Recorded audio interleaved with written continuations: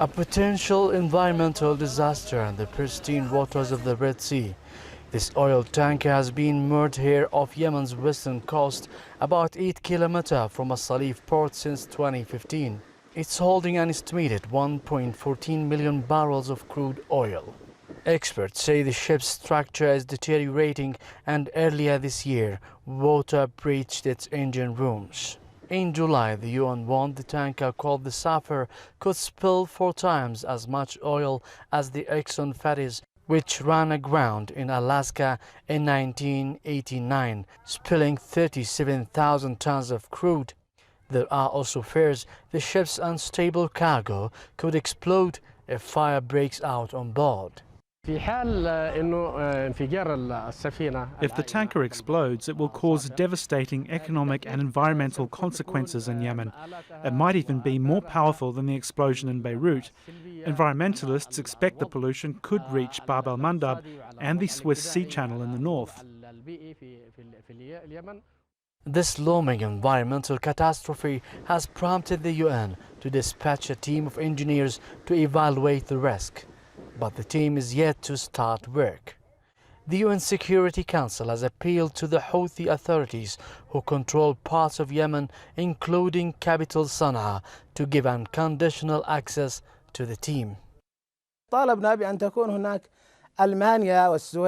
We asked for Germany and Sweden to be like a third party, to bring their own people so we can trust the outcome of this evaluation. Yemen's UN-backed government, which is supported by a Saudi-UAE coalition, blames the deterioration of the vessel on the Houthi-run government in Sana'a.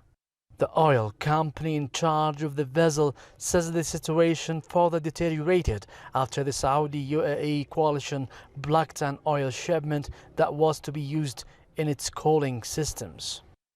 In 2016, we imported fuel for the tanker, but the shipment has been denied access. The unlawful piracy practiced by the Saudi-Emirati coalition doesn't end there. It has restricted the entry of diesel and low-grade fuel shipments from Saudi Arabia's seaport in Jazeera. These restrictions are the main reason behind the current humanitarian crisis. There are still talks to figure out how to resolve this issue. The company assigned by the UN to look after the tanker wants to tow it to Kuwait for repairs, but the Houthis say they want it fixed locally or transferred to a third party they can trust, like the government of Switzerland. The tanker is holding tens of millions of dollars worth of oil that could help many struggling Yemenis.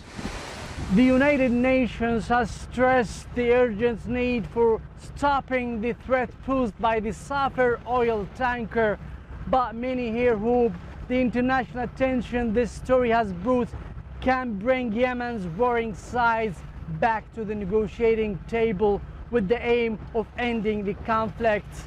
And also it could be a way to ease the world's worst humanitarian crisis. Mohammed al-Attab, Jazeera, from the seaport city of Hodeidah, the bride of the Red Sea.